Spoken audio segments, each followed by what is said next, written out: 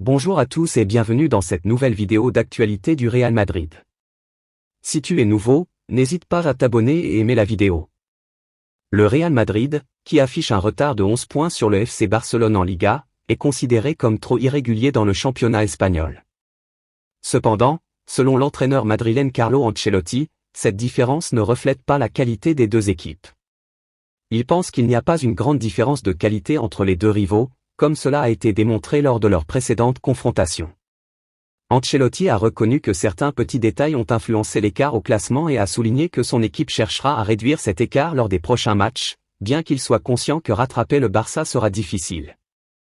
Cependant le Real Madrid ne perd pas espoir. Les Merengues sont toujours en lice en Copa et en Ligue des Champions, ce qui montre leur force de caractère et leur détermination.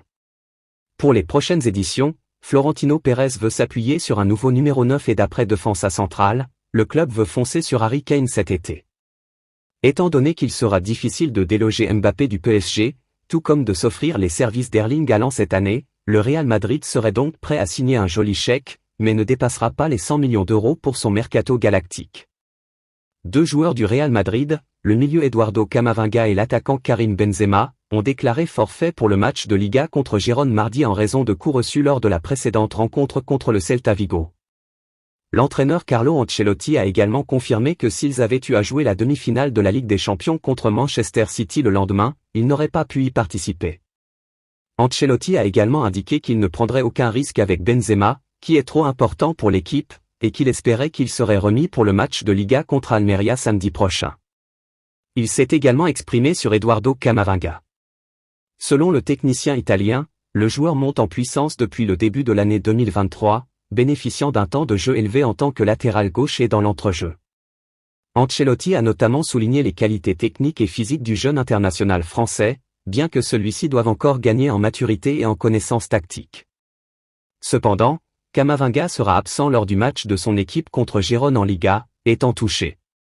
Le Real Madrid, connu pour son intérêt pour les jeunes talents espagnols, serait sur le point de recruter Gabri Veiga, le milieu offensif prometteur du Celta Vigo. Selon Defensa Central, les présidents des deux clubs auraient convenu des grandes lignes d'un accord pour un transfert à la fin de la saison, lors de leur rencontre samedi en Liga, 2-0 pour le Real. Le montant de la transaction s'élèverait à 40 millions d'euros, correspondant à la clause libératoire de Veiga, qui serait payable en plusieurs versements. Le joueur de 20 ans serait prêté à son club formateur la saison prochaine pour qu'il puisse continuer à acquérir de l'expérience. Cette formule conviendrait à toutes les parties impliquées. Voilà tout pour cette vidéo, n'hésitez pas à vous abonner et à aimer la vidéo. Merci et à la prochaine.